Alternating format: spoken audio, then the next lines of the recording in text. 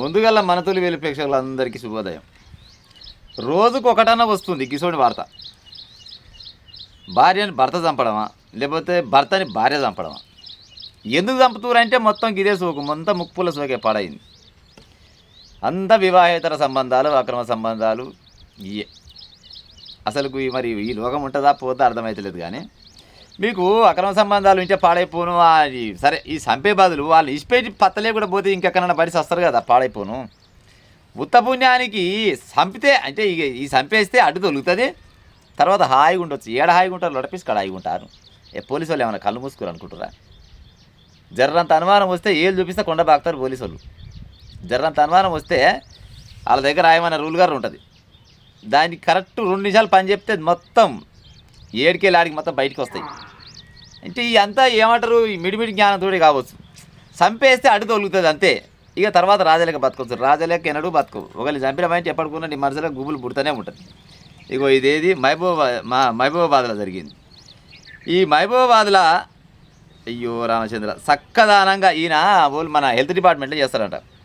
ఇది జ్యోతిబా పూలే స్కూల్ ఉందంట అక్కడ సంబంధించి. ఆ స్కూల్లో హెల్త్ డిపార్ట్మెంట్లో చేస్తారంట. ఆయన పేరు విద్యాసాగరేనా? విద్యాసాగర్ ఈయన పేరు కాకుండా చూలో పార్థసారథి, భర్త పేరు పార్థసారథి. ఈ పార్థసారథి ఈమె పేరు సప్న.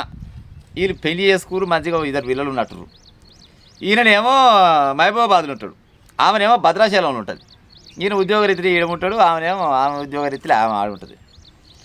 ఇక ఆడ ఒక సారు చదువుపద్దులు అంట. ఆయన పేరు ఏం పేరు అయ్యా? పార్థసారథా? కాదు, విద్యాసాగర్ అనుకుంటా. విద్యాసాగర్.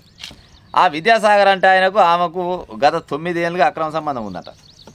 ఈ ముచ్చట్ల పైనే ఎప్పుడు తరచుగా లొల్లి అయితేనే ఉండదంట. ఏమి నువ్వు జర మానుకోవా, ఈ పని తప్పు, ఇది చేయకూడదు, మనకు పిల్లలు ఉన్నారు, పిల్లలు ఎదుగుతున్నారు, మా అమ్మగారు నువ్వు తప్పుకోవే అనుకొని మంచిగా అమ్మగారు అయ్యగారని బతిలాడి చెప్పినట్ట మగడు. మరి ఇంటే ఈయన సావాలి కదా, ఈయనదు. ఎందుకంటే పానం మొత్తం ఆడవుంటే, పానం అంతా ఆడవుంటే పాపం ఈయన ఉద్యోగం పోయి వచ్చినప్పుడు 4 రోజులు మధ్య చూడమైనా చూసేది కాదు. ఇక ఇట్ట కాదు అట్ట కాదు, ఎంతసేపటికి నన్ను మారు అంటాడు. ఈయన పని చేయాలని కూర్చుందట. పని చేయాలని కూర్చొని గతంలోనే కొంతమందిని మాట్లాడితే చంపేయాలని చెప్పిందట. నా మొగని చంపురి, మొగని చంపిరా అంటే ఇక నేను నా లవర్ మంచిగా హాయిగా ఉంటాం అని చెప్తే గతంలో ఫెయిల్ అయిందట. ప్లాన్ వేసినట్ట ఫెయిల్ అయిందట. ఇక ఈసారి పక్క వేయాలని 5 లక్షలకు మాట్లాడుకుందట. 5 లక్షలకు మాట్లాడుకొని ఇక వాళ్ళ పేరు కొత్తగూడెంకి చెందిన తెలుగురి వినయ్ కుమారు శివశంకరు, అది ఆంధ్రప్రదేశ్లో అల్లూరి జిల్లాకు సంబంధించిన ఆయన. ఆయన ఒక ఆయన. ఇక గుమ్మాయి చక్కాయ గూడిరంట. ఒక 5-6 కలిసిరంట. 5-6 కలిసి 5 లక్షలు తీసుకోరు. 5 లక్షలు తీసుకొని ఈ నెల అంటే పోయిన నెల 31 తారీఖు సాయంత్రం ఆయన బండి వేసుకొని బయటికి వెళ్ళిందట. కథం ఇదే సంత దొరికింది అనుకోని వస్తూనే గుండా ఎత్తేసినట్ట మీద. జర బండికి టాపిరేమో పాడైపోయింది. జర స్లోగా గాయంగా వెనక నెత్తిలో గుండా ఎత్తేసినట్ట. గుండా ఎత్తేస్తేనే ఊరా వెనకంగా రాళ్ళు పట్టుకొని నెత్తిలంగా ఈపిలంగా కథం మెడల మీకు సరుస్తూనే ఊరట. చచ్చిపోయానా ఇక బతాడా మనిషి. మరి మొగడు చచ్చిపోతే హాయిగా ఉందా అనుకుంటే నడుస్తుందా? మొగమన్నదా వెనకడికి మొగడు చేస్తే సస్తమే, కానీ పులుసు బల కమ్మగా ఉంది అన్నదట. ఈ మాసం ఉండేది కావచ్చు. ఇప్పుడు మొగడు చచ్చినాక మీరు హాయిగా ఉందామని ఎట్టా అనుకుంటారు? అది అవుతుందా? మొగడు చచ్చినా భార్య చచ్చినా కానీ ఆ బాధ అది వర్ణాతీతం.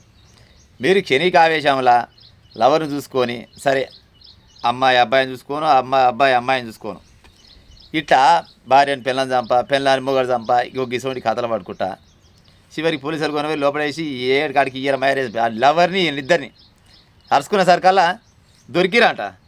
ఏది 2 అరెస్ట్ చేసిరంట. ఇంకా 4 ఏం పరారులు ఉండట. ఈ పరారులు నేను ఎడిపోతాడు, భూమి కూర్చుకొని పోతాడా? ఎనడుకున్నా బయట రావాల్సిందిగా. కథం ఇయ్యాల కాకుండా ఇంకా 6 నెలల కన్నా బయటకు వస్తారు. బయటకు వచ్చినాక ఒక్కొక్కరిని బద్దలు పలిగేది. ఇదైతే పక్క. గిసోటివి లంగ పనులు జర మానుకుంటే నలుగురికి ఏమంటారు 4 రోజులు భూమి మీద బతకొచ్చు. ఇప్పుడు సరే చేసిరు, సరే మరి ఇక మీకు ఆకలి ఎక్కువ ఉందా, లేకపోతే చేయాలని బుద్ధితో చేసిరు అది పాడైపోను. కానీ ఉత్తపుణ్యానికి భర్తను చంపితే ఏమొస్తుంది చెప్పు?